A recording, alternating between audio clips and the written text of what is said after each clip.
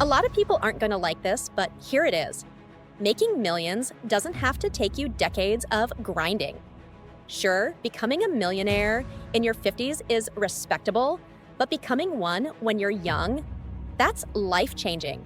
And I say this from experience. I've done both. No, I wasn't born into wealth. Quite the opposite, actually. I was a working-class ginger kid with nothing to my name. So, if I could build wealth in a relatively short period, you absolutely can too. Now, this isn't one of those cookie-cutter videos telling you to dump money into index funds and wait until you're old and gray. I'm going to walk you through real moments from my life, the exact turning points where I discovered the truth about building wealth from scratch. From the moment you enter school, the system starts working to shrink your ambition. One memory that's still vivid is sitting in a lecture theater, just like this one. The teacher asked us to write down our dream job, dream car, and dream house. I was thrilled. I wrote down business owner, Ferrari, and mansion. But then she said, "Life is tough, so I'm going to be honest. You probably won't have any of those things. Be realistic and lower your expectations." I remember thinking, absolutely not. I will have those things. That mindset has stayed with me ever since. If you let the system crush your dreams early, you'll never be able to build wealth from nothing. And this isn't some fluffy motivational talk. If you can't even believe something is possible, how on earth are you going to do what's required to make it happen? Most people cave to the pressure of being realistic. They follow the herd, then pass on that defeated mindset to the next generation. But you don't have to. You can break the cycle, just like I did in that lecture hall. The first step, be incredibly careful about who you listen to. I'm not just talking about fake gurus online.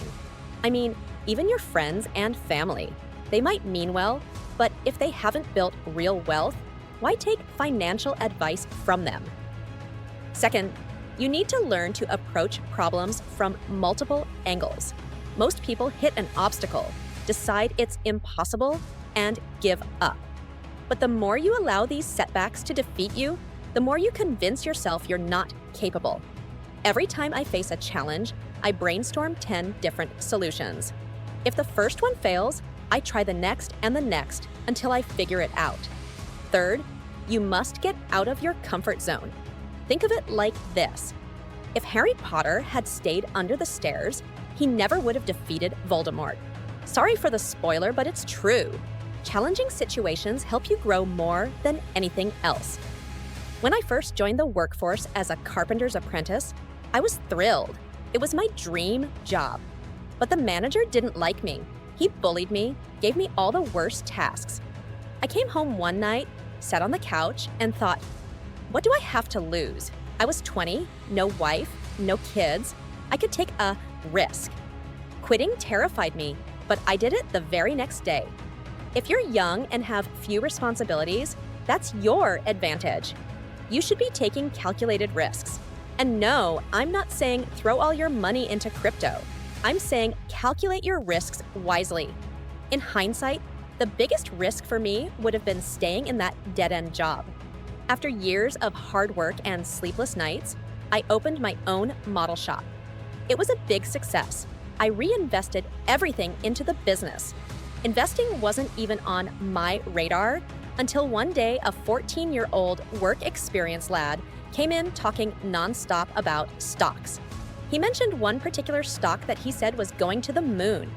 He was so confident, he said, "I'm putting in my full 1,000 pounds." That stuck with me. I thought, if this kid believes in it so much, maybe I should try it too. 2 weeks later, I pulled into the shop, had a chat with him, and said, "Do you know how much you made today?" He said, "Nothing. I don't get paid." I said, "No, son, you made 10,000 pounds. That stock we bought, it 10x'd it overnight. I did pretty well myself." The takeaway? Start investing early. The longer you wait, the harder it gets. The more time you give your money to grow, the more you'll eventually have. Fidelity released a study showing that if you miss just the 5 best trading days over the last 4 decades, your total gains would drop by 38%. Miss the 10 best days, you'd lose 55%.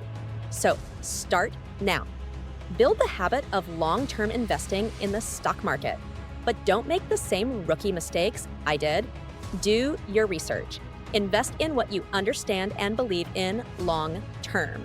When choosing an investment platform, make sure the charting tools are smooth and easy to use. It sounds minor, but struggling with clunky apps can seriously hurt your ability to track performance. Also, look for platforms that offer a wide range of stocks and ETFs to allow diversification.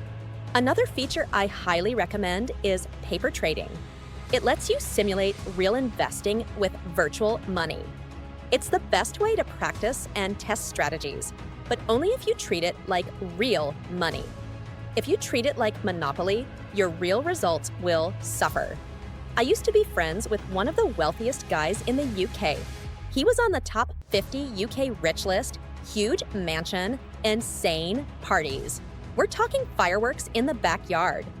One night I asked him, "How did you make this kind of money just from business?" He looked at me and said, "Mark, I don't. I make it from leveraging my investments."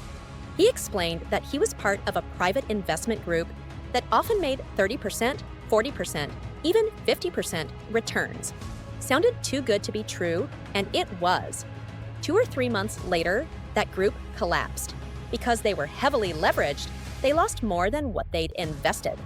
That mansion, not even his anymore. He lost everything. So here's the golden rule. Never invest in something you don't understand. And even when you do understand it, don't put all your eggs in one basket. That's why diversification matters. Personally, I follow the 3-fund portfolio strategy. It includes a total US stock market index fund, a total international stock market index fund, a total bond market fund. This strategy helps reduce risk while still offering long-term growth. Beyond stocks, I've also diversified into real estate, classic cars, and luxury timepieces. It spreads my risk across industries and increases return potential. And don't stop at investment diversification. Diversify your income streams. I earn from physical stores, a distribution company, affiliate income, ad revenue, stock dividends, and rental properties. I'm probably forgetting a few, but you get the idea. Always ask yourself, how can I add another stream of income? Because if one stream dries up, you'll still be standing. Unlike my friend who bet it all and lost. Make sure you subscribe if you're serious about growing your wealth. I'll see you over there.